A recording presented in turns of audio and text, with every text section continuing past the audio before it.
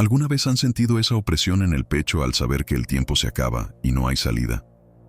En 1948, en un pequeño valle olvidado por Dios, el pánico tuvo un sonido muy específico, el metal chocando contra la madera y el agua subiendo por los tobillos.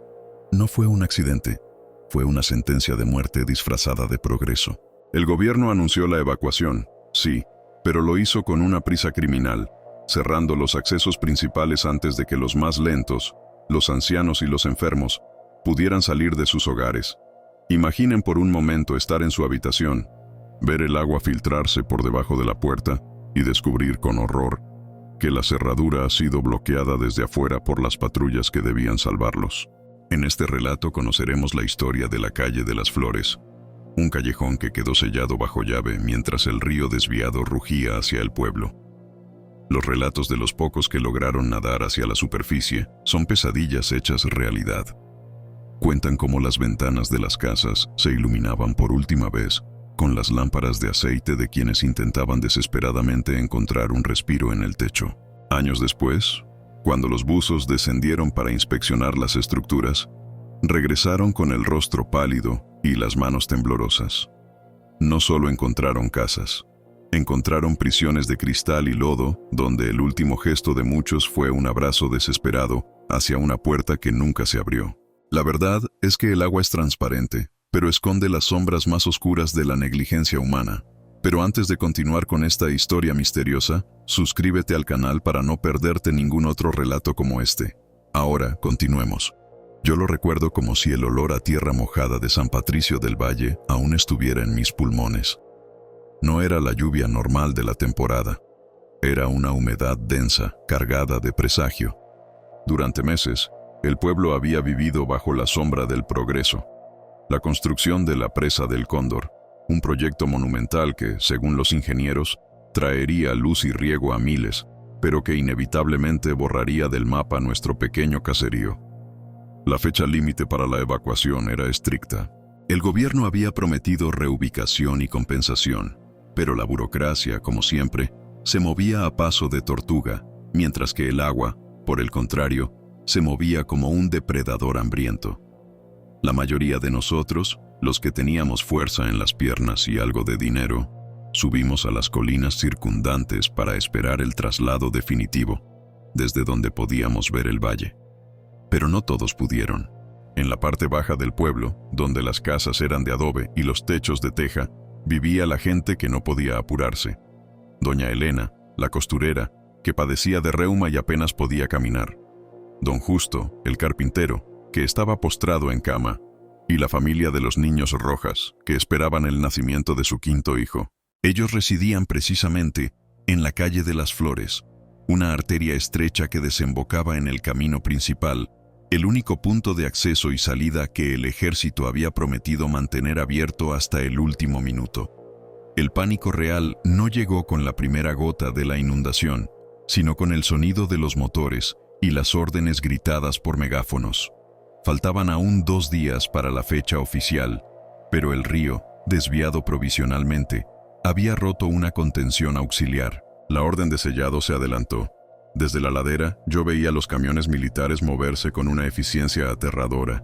Eran vehículos grandes, grises, que no se detenían a preguntar. Vi cómo los soldados, siguiendo un mapa que solo ellos entendían, comenzaron a levantar barricadas de metal y madera en los puntos designados. «Están sellando el sector C», dijo don Rafael, el viejo cura del pueblo, a mi lado, sus manos aferradas al rosario. Él había subido con nosotros, pero sus ojos estaban fijos en la neblina que comenzaba a cubrir las casas. El sector C era la calle de las Flores y sus alrededores inmediatos. La lógica de la evacuación, si es que la había, era simple y cruel. Si no estaban en el camino principal, estaban condenados. Los oficiales habían marcado el sector como desocupado en sus informes preliminares, confiando en que la gente mayor habría sido trasladada por sus familias. No hubo una verificación casa por casa. Hubo un cierre de perímetro. Y entonces, sucedió. Lo que presenciamos fue la materialización de la negligencia criminal.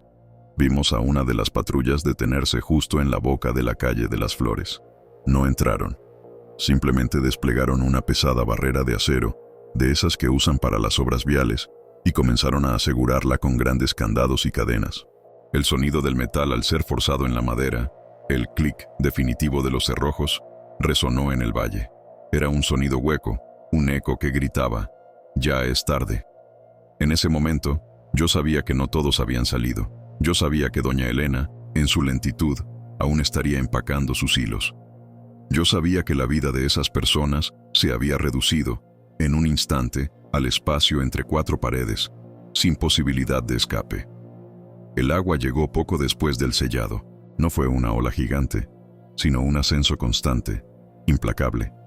Primero, un hilo marrón que lamía las aceras. Luego, un arroyo que cubría los tobillos. En menos de una hora, la calle de las Flores era un canal lodoso. Lo peor, y esto lo juro por mi vida, fue la espera.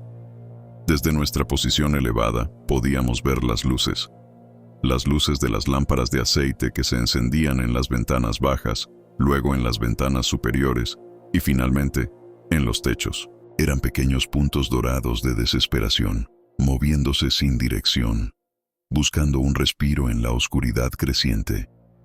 Eran las almas atrapadas, dándose cuenta, en medio del rugido del agua, de que la única salida estaba bloqueada con cadenas. Y el agua seguía subiendo. Las luces doradas en las ventanas del sector C bailaron por un rato. Pequeños faros en un mar de lodo creciente. Eran, lo entendí entonces, la manifestación visual de un terror mudo. Pero el terror nunca permanece mudo por mucho tiempo, no cuando la muerte se anuncia con cadenas.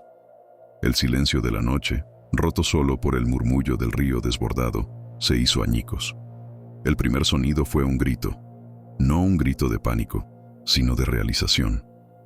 Era agudo, femenino, inconfundiblemente el de doña Elena.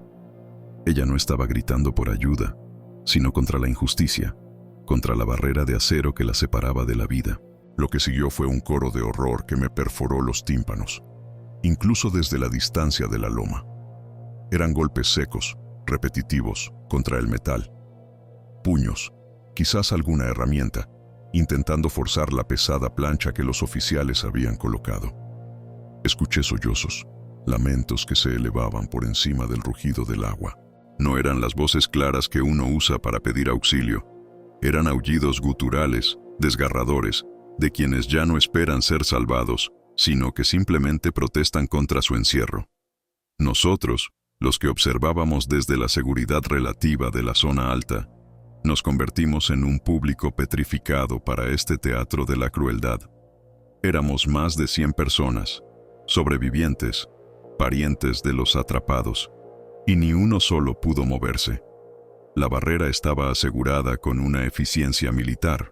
Bajar habría sido inútil, un suicidio ante la creciente corriente, y la verdad brutal era que la decisión ya estaba tomada y ejecutada por hombres con uniformes que ahora se retiraban sin mirar atrás.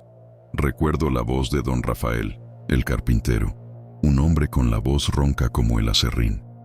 Su grito, amplificado por la desesperación, se destacó del resto.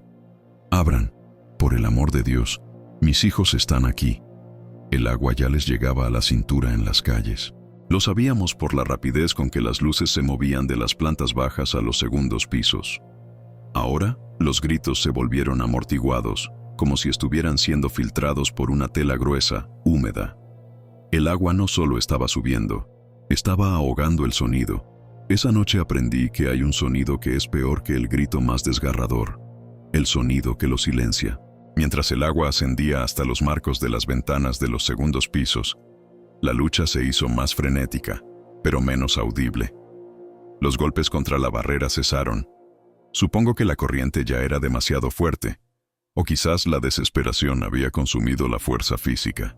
Las luces de aceite, aquellos puntos dorados de vida, comenzaron a desaparecer, una por una.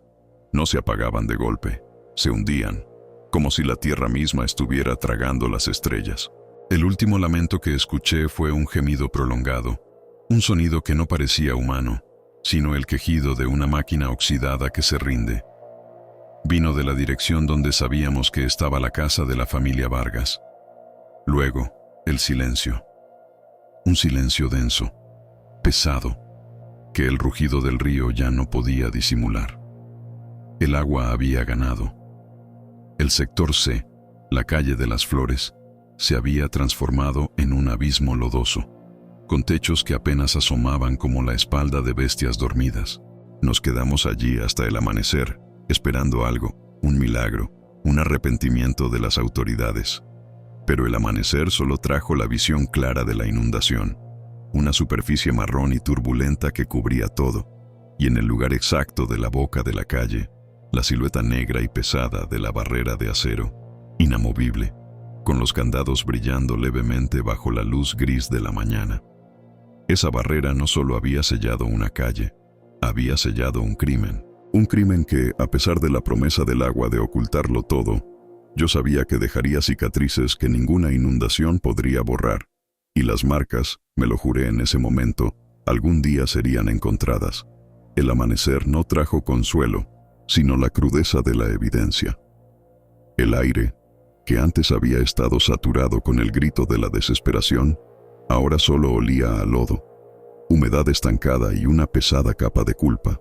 Cuando la luz se hizo fuerte, revelando los detalles del desastre, llegaron ellos, los funcionarios, los hombres de uniforme azul, con sus rostros impasibles y sus botas limpias. Rodearon la zona inundada, manteniéndonos a distancia, como si el dolor fuera contagioso. La versión oficial se propagó tan rápido como el río había subido. Hablaban de un acto de contención necesario, de sacrificios inevitables para salvar la mayoría.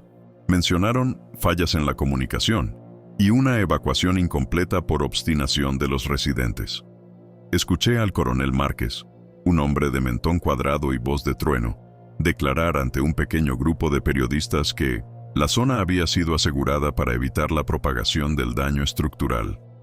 Nunca mencionó la palabra muerte, solo daño estructural. Yo estaba a 10 metros de él, y la ira que sentí no era un calor fugaz, sino un frío que me helaba la médula. Ellos no se habían ido por obstinación. Estaban atrapados porque la orden de sellar la calle se dio antes de que la última lancha de rescate pudiera pasar. Lo sé. Vi el reloj de la torre. Vi al capitán Ruiz dar la señal. El coronel Márquez nos miró a los sobrevivientes, a los que habíamos escuchado la agonía, y nos ofreció una mirada condescendiente.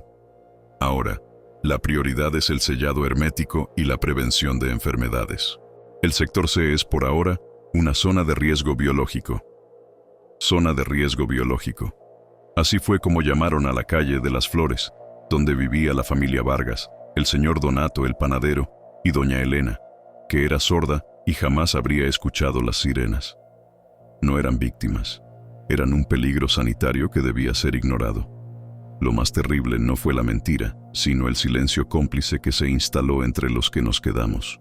La mayoría de los sobrevivientes, exhaustos y aterrados, aceptaron la narrativa de la fatalidad y el desafortunado accidente. Empezaron a reconstruir sus vidas en los sectores altos, mirando de reojo la masa de agua que se había tragado a sus vecinos. Pero yo no podía. Cada noche, al cerrar los ojos, no veía la oscuridad, sino el reflejo de las luces de aceite hundiéndose, y sentía el gemido final retumbando en mis oídos. Me convertí en una sombra que vigilaba el límite de la inundación. El agua se estabilizó a los pocos días, dejando una superficie quieta y engañosa. Era un espejo turbio que reflejaba un cielo inocente, ocultando debajo los techos de las casas, las camas, las cocinas y, lo peor de todo, los cuerpos. La barrera de acero, el punto exacto donde la desesperación se había topado con la indiferencia, se convirtió en un monumento no oficial. Estaba allí, maciza, con el acero oxidándose rápidamente por la humedad y los enormes candados brillando como ojos de hierro. La prohibición de acercarse era estricta. Había guardias, pero no para proteger la zona, sino para asegurarse de que nadie intentara entrar, y lo más importante, de que nadie intentara documentar lo que había pasado. Yo sabía que la verdad no estaba en los testimonios que se podían ahogar o manipular. La verdad, la evidencia irrefutable de la lucha, tenía que estar en las estructuras.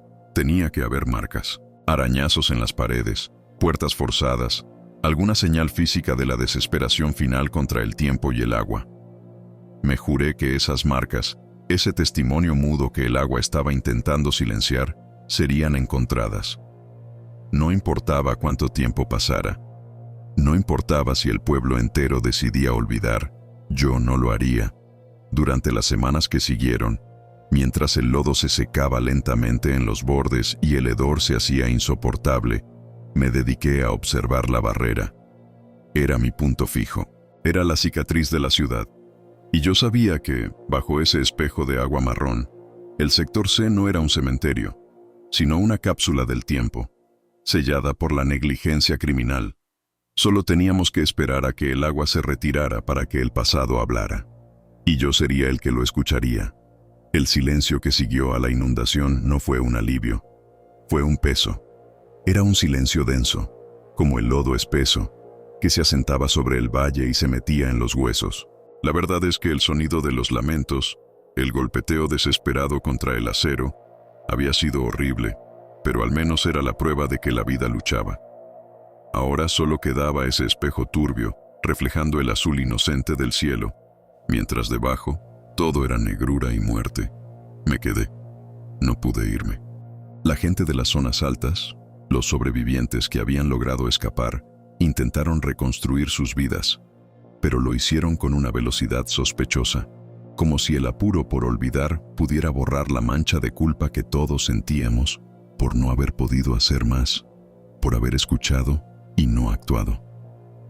Yo, en cambio, me convertí en el guardián de la memoria. Mi puesto era la ladera que daba directamente a la barrera. La barrera era imponente, una pared de metal brutalista que cortaba el paisaje como una herida mal cosida. Los candados, del tamaño de puños, brillaban bajo el sol, recordándome cada día que la justicia no estaba interesada en abrir esa puerta. Estaban allí para sellar el crimen, no para proteger a nadie. El hedor era insoportable al principio, una mezcla dulce y nauseabunda de madera mojada, tierra removida y, sí, lo innombrable. El gobierno envió equipos para sanear la periferia, vertiendo cal sobre las orillas y prometiendo que el nuevo embalse sería un recurso valioso para la región. Un recurso valioso. Usaban eufemismos para describir una fosa común. Yo escuchaba a los funcionarios en la radio hablar de accidente lamentable y errores de cálculo en la evacuación.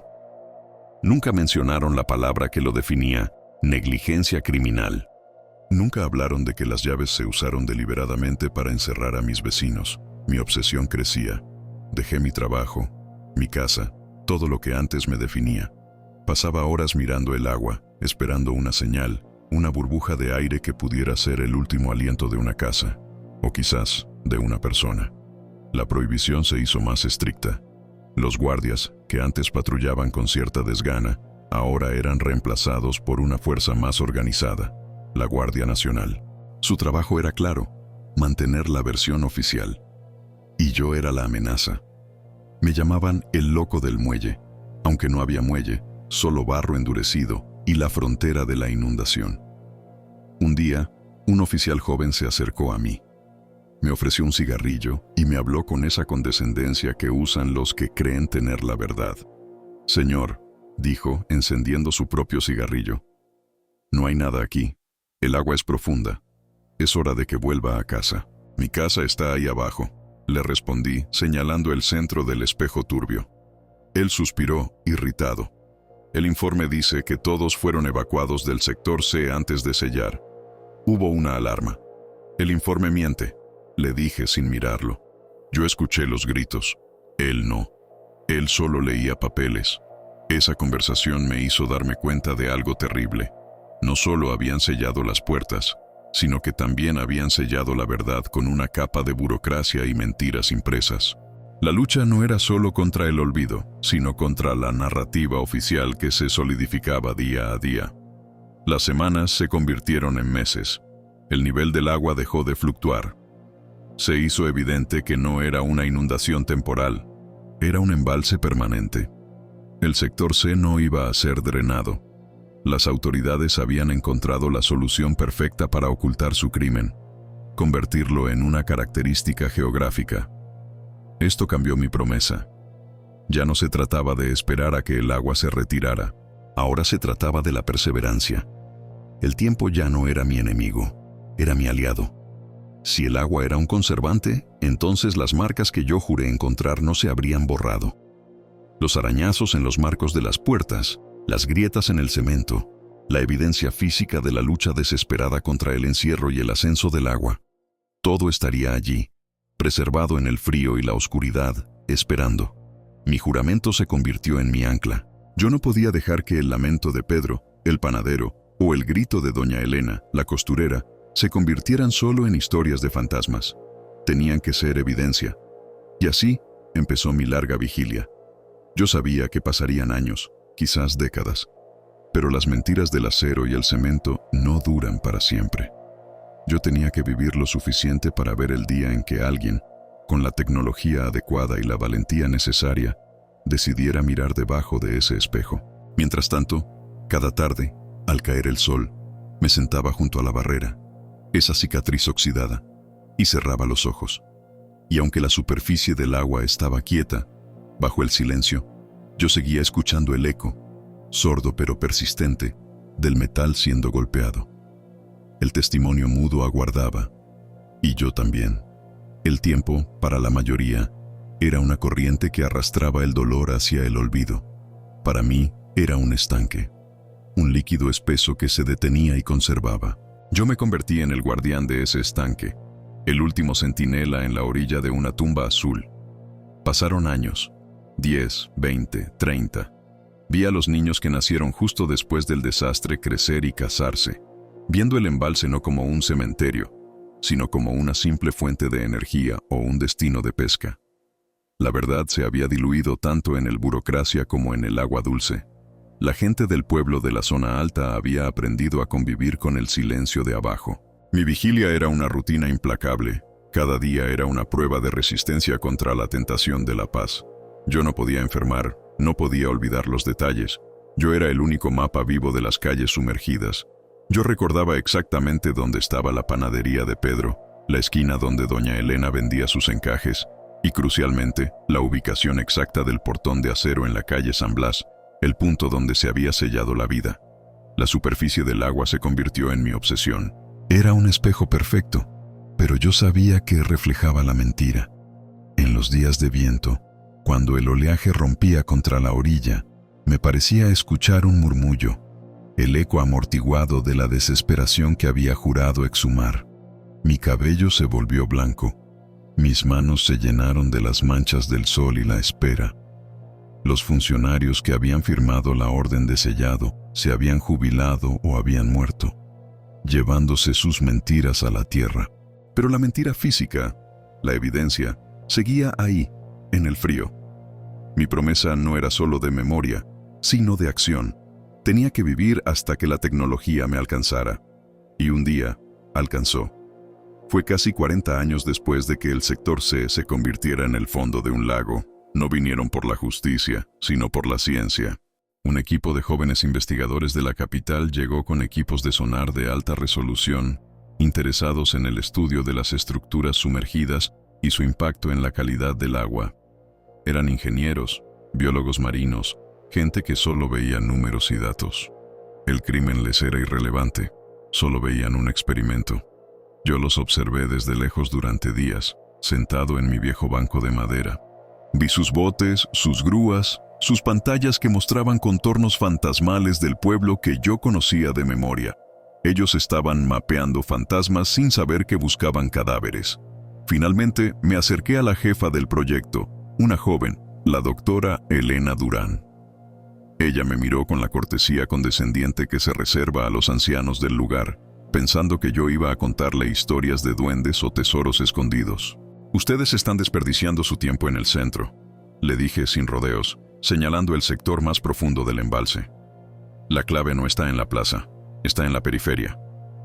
Ella frunció el ceño, consultando una tableta. «Señor, el sonar muestra que las estructuras centrales están mejor preservadas. Las de la periferia, cerca del sector C, están muy dañadas por la sedimentación». «No me importa la preservación, doctora, me importa la verdad».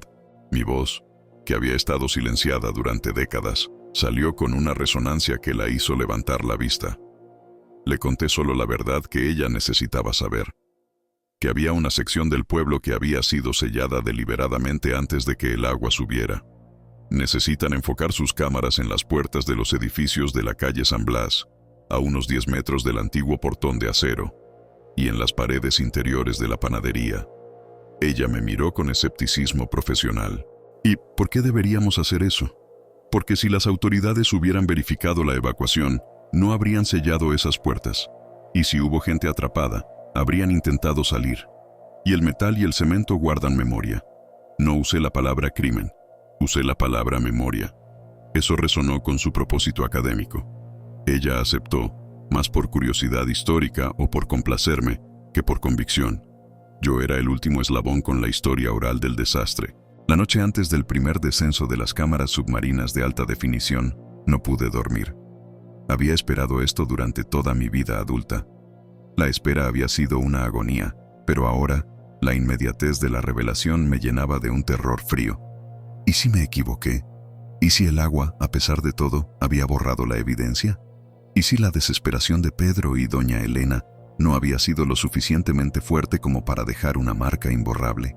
Si no encontrábamos nada, entonces yo sería solo un viejo loco con un recuerdo doloroso. La mentira oficial ganaría para siempre.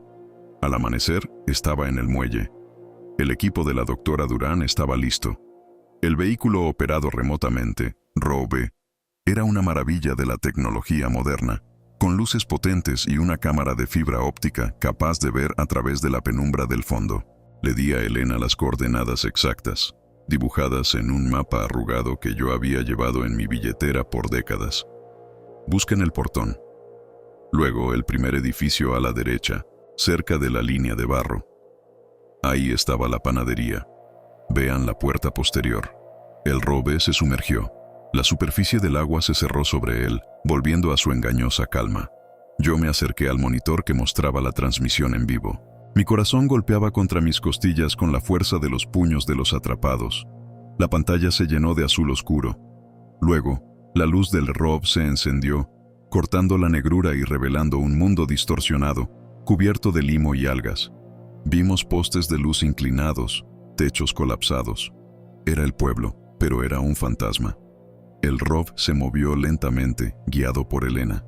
Pasamos sobre lo que yo sabía que era la calle principal. Luego viramos hacia la periferia, hacia la zona sellada, la zona de las puertas bajo llave. La tensión en la pequeña carpa de control era palpable. Los técnicos murmuraban sobre la presión y la visibilidad. Yo solo miraba la pantalla. De repente la imagen se estabilizó. Ahí estaba, una pared de concreto gris, cubierta de una capa verdosa. Y en el centro, la silueta inconfundible de una puerta de madera, hinchada y deformada, pero aún en su marco. «Acérquense a la cerradura», murmuré, mi voz áspera. El ROV se acercó. La luz se intensificó. Elena manejó el brazo mecánico para limpiar suavemente el limo de la superficie de la madera y el marco de metal adyacente. Y ahí, en el borde inferior del marco de la puerta de metal, donde la desesperación se había encontrado con el encierro antes de que la asfixia del agua llegara, lo vimos. No era un dibujo. No era una grieta natural. Eran líneas profundas, irregulares, grabadas con una fuerza brutal. Múltiples surcos paralelos, algunos gruesos, otros finos, hechos por algo duro, algo desesperado. Arañazos. La doctora Durán jadeó, sus manos cubriendo su boca. Yo no dije nada. Solo miré la evidencia, fría y objetiva. El metal, el gran conservante, había guardado la verdad. Esas marcas eran el grito mudo que yo había esperado escuchar durante 40 años. El testimonio de que, detrás de esa puerta, alguien había luchado con uñas y dientes contra el ascenso implacable del agua mientras afuera, la ciudad se preocupaba por el nivel del embalse. Yo sabía que acabábamos de encontrar el lamento de Pedro y doña Elena, y esta vez no era solo un eco. Era prueba. El silencio en la carpa de control se hizo espeso, más denso que el lodo que cubría la puerta. La doctora Durán seguía con la mano sobre la boca, sus ojos fijos en el monitor. Los técnicos dejaron de teclear. Solo se oía el zumbido suave de los ventiladores y el siseo del cable del ROV al moverse en el agua a 200 pies de profundidad. Yo sentí un frío que no tenía nada que ver con la temperatura ambiente. Era la realización de que la historia que nos contaron, la que se archivó como rumores infundados, era verdad. Elena, mantén la luz fija. Necesito el ángulo más limpio posible, ordené, mi voz sonando extrañamente plana. Estaba operando bajo el shock, transformando la emoción en una necesidad documental urgente. El haz de luz del vehículo submarino se centró en el metal. Las marcas eran inconfundibles. No se hicieron con una herramienta. Eran la impronta de uñas desgarrando el hierro.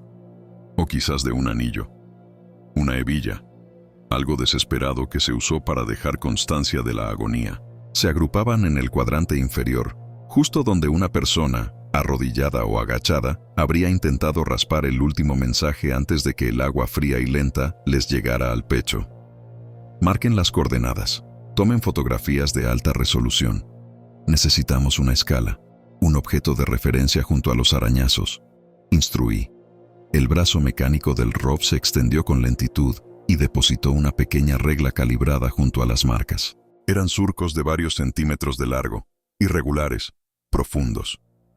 La corrosión del metal, aunque presente, no había podido borrar la violencia de ese momento final. Las imágenes se grababan, cada píxel capturando la prueba irrefutable. Mientras miraba, no veía solo metal arañado.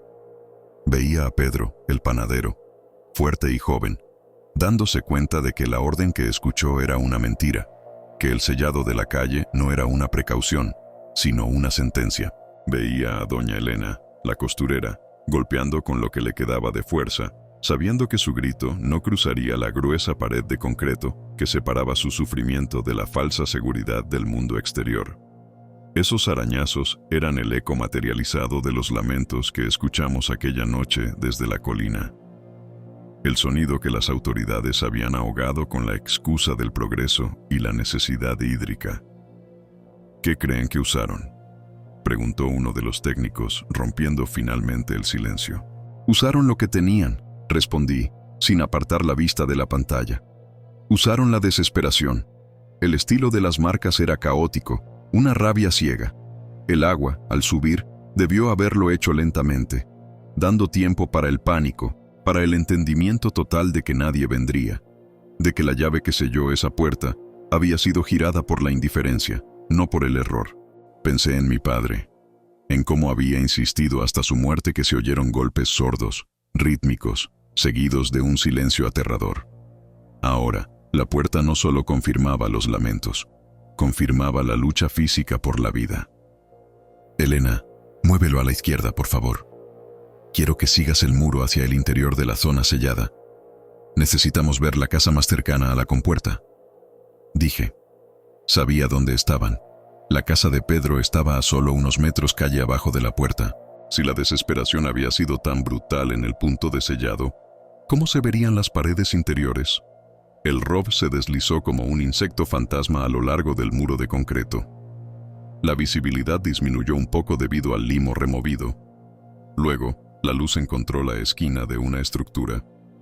Una casa modesta, de adobe y cemento, ahora cubierta por un manto de algas. Acérquense a esa ventana, la más baja, ordené. Mientras el ROV se acercaba al cristal opaco, cubierto de incrustaciones, sentí la misma punzada de terror que debieron sentir los atrapados al ver el nivel del agua subir por el marco de la ventana. Y entonces, lo vi. No en el metal, sino en el revoque de la pared, justo debajo del alféizar de piedra. Las algas eran más finas allí. El limo se había asentado de manera diferente. Eran hendiduras, no arañazos profundos, sino marcas más suaves, como si alguien hubiera intentado raspar la pintura o el yeso. Pero una de ellas era diferente. Era una línea vertical, larga y delgada, seguida por una pequeña línea horizontal. Una cruz. La doctora Durán soltó un sollozo ahogado. Yo me incliné hacia el monitor, mi respiración superficial. No era la prueba forense de los arañazos de la puerta, pero era el rastro inconfundible de una despedida, de un último acto de fe o de terror. Habían marcado el lugar, habían dejado su última señal. La negligencia criminal no solo había cobrado vidas, Había sepultado sus últimos suspiros en el fondo de un embalse que, para el resto del país, solo significaba prosperidad y electricidad. Hemos terminado aquí, declaré, sintiendo el peso de 40 años de silencio sobre mis hombros. Suban el error. Hemos encontrado lo que vinimos a buscar. La verdad está grabada en el metal, y el agua por fin no la pudo ocultar. El ascenso fue lento, casi reverencial. El Rov emergió goteando agua oscura, como si trajera consigo no solo lodo y algas, sino también el peso de la historia enterrada. El sonido del motor del bote, el grito de una gaviota en la distancia, todo me pareció demasiado fuerte, demasiado trivial después de lo que acabábamos de presenciar. La doctora Durán se secó las lágrimas con el dorso de la mano, pero no apartó la mirada del monitor auxiliar donde se reproducía en bucle la imagen de la cruz grabada en la pared de Pedro. Tenemos que asegurarnos de que el metraje esté triplemente respaldado, dije, mi voz ronca. Sentía la necesidad de proteger esas imágenes como si fueran los últimos restos mortales de los atrapados. Ella asintió, enfocada en la tarea técnica, la única forma que encontró para contener la emoción. Está encriptado y duplicado en 2 discos duros diferentes, doctor. No hay forma de que se pierda. La verdad está sellada. Pero la verdad no solo estaba sellada en el metal y el concreto, sino también en mi pecho. Había pasado de ser un investigador buscando hechos a ser un testigo de la agonía. La negligencia ya no era una hipótesis legal, era una cicatriz tangible. De vuelta en tierra, el ambiente era tenso. Los técnicos desmantelaban el equipo en silencio. Habíamos prometido a don Ramón y a doña Elena que les mostraríamos cualquier hallazgo significativo de inmediato. Los encontramos sentados en el pequeño porche de la casa de alquiler que usábamos como base, sus rostros curtidos por el sol y la espera. Don Ramón sostenía un mate, pero no lo bebía. Doña Elena tejía, sus manos moviéndose con una cadencia que no correspondía a la ansiedad de su mirada.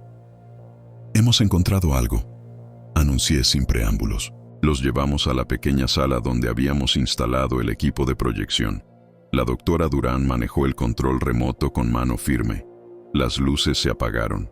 La primera imagen que proyectamos fue la más brutal. El primer plano de la compuerta de acero. El metal corroído, las incrustaciones de mejillones de río. Y luego el zoom lento, inexorable, hacia las hendiduras profundas y horizontales. Los arañazos. Don Ramón se inclinó hacia adelante, sus ojos entrecerrados. Doña Elena dejó escapar un pequeño gemido. Esas son las uñas de ellos», susurró don Ramón, sin apartar la vista de la pantalla, intentando salir, sabiendo que el agua subía. El silencio de la sala era sepulcral, solo roto por el suave zumbido del proyector. Para ellos no era una evidencia forense. Era la confirmación física de los lamentos que habían escuchado hace 40 años. Las marcas en el metal eran el eco visual de los gritos que el viento había traído desde el valle. Luego pasamos al siguiente clip, el viaje a la casa de Pedro. El paso por la ventana opaca, el descenso a la base de la pared, y la cruz, la línea vertical, la horizontal, fina, casi borrada por las algas, pero inconfundible. Un acto de fe en el último aliento.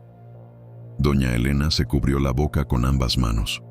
Su cuerpo se sacudió en un llanto silencioso, pero don Ramón se mantuvo inmóvil, mirando fijamente la pantalla. Su rostro, generalmente una máscara de estoicismo, se descompuso en una expresión de profunda tristeza y rabia contenida. «Pedro siempre fue un hombre de fe», dijo con voz áspera, rompiendo el silencio. «Lo último que hizo fue pedir perdón, o pedir un milagro. Justo ahí, doctor. Justo donde lo sellaron». La doctora Durán detuvo la reproducción. La luz regresó a la sala. Los rostros de los sobrevivientes estaban bañados en una mezcla de alivio y dolor. El alivio de la validación, el dolor de la confirmación. «Don Ramón, doña Elena», dije, acercándome a ellos. «Esto no es solo la prueba de que no hubo evacuación total. Esto es la prueba de la desesperación que vivieron. Esta evidencia es irrefutable». Don Ramón levantó la vista, sus ojos acuosos, pero firmes. «Ahora, doctor, ¿qué vamos a hacer? ¿Van a escuchar esto? ¿Van a creerlo? Nadie nos creyó cuando el agua subió. Dijeron que éramos viejos locos, que el dolor nos hacía inventar cosas. La pregunta era retórica, pero requería una respuesta. La investigación documental había terminado. La fase de testimonio y recolección de pruebas estaba completa. Ahora venía la batalla real, la confrontación con el olvido institucional. Vamos a usar esto para que la historia que ustedes contaron, la historia de los lamentos desde la colina, no sea solo la memoria de un pueblo. Será el expediente de un crimen, aseguré, sintiendo que el peso de 40 años de silencio se había transferido a mis hombros. El país necesitaba ver el metal rayado, necesitaba ver la cruz, necesitaba entender que la prosperidad de sus represas había sido construida sobre una bóveda de terror y negligencia. Era hora de que el agua, que tanto había intentado ocultar, revelara la verdad al sol. El documental estaba listo para ser editado. Los lamentos de 1948 estaban a punto de ser escuchados por el mundo. Había llegado el momento de nombrar a los responsables y de exigir justicia por aquellos que, sellados bajo llave, dejaron su último grito grabado en el fondo del embalse. La edición fue un ejercicio de contención y furia. Pasamos 3 semanas en un búnker de silencio, la doctora Durán y yo, con las imágenes de la puerta sellada repitiéndose en un bucle infernal. No había música dramática. El sonido ambiente era suficiente. El gorgoteo del agua, el roce del metal oxidado, y luego, amplificados, los terribles rasguños de Pedro. Cada corte era una puñalada. No estábamos armando un documental. Estábamos construyendo un monumento forense a la desesperación. El clímax del filme, que titulamos simplemente 1948, El lamento bajo el agua, era la transición del testimonio oral a la evidencia física. Primero, la voz temblorosa de doña Elena, describiendo cómo escuchó el grito, "Nos han sellado", desde la colina. Luego, el silencio de 40 años. Y de pronto, la linterna del ROV iluminando la cruz grabada en el metal, seguida por el primer plano de las uñas de Pedro arrastrándose en su intento final por escapar. Cuando la película estuvo lista, no la enviamos a festivales. La llevamos directamente a la prensa, a la televisión nacional y a las oficinas gubernamentales responsables del proyecto hidroeléctrico original. La reacción inicial fue exactamente la que esperábamos: negación rotunda. Son fragmentos descontextualizados, declaró un portavoz del ministerio. Interpretaciones sensacionalistas de marcas de corrosión. El informe oficial de 1948 es claro: la evacuación fue total, pero esta vez, su negación era una cáscara vacía. Yo no estaba solo. Tenía a don Ramón y doña Elena sentados a mi lado en la primera rueda de prensa, sus rostros marcados por el tiempo, pero sus ojos llenos de una verdad innegable. Nos dijeron que la fe nos hacía inventar cosas, dijo don Ramón mirando fijamente a la cámara. Pero la fe de mi primo Pedro no estaba en las palabras, estaba en esa cruz que él grabó con su último aliento. ¿Acaso el óxido reza, señor ministro? El impacto fue sísmico. El país entero vio las imágenes de las puertas selladas. Vieron la bóveda de hierro que había servido de tumba. La opinión pública no se centró en la ingeniería ni en el costo de la represa. Se centró en el terror humano, en el crimen de dejar a gente bajo llave, condenada por la prisa y la negligencia administrativa. Las llamadas a la fiscalía se multiplicaron. Los historiadores empezaron a reabrir archivos, encontrando notas a pie de página y memorandos internos que insinuaban desafortunados incidentes de último minuto en el sector bajo. El silencio cómplice se rompió.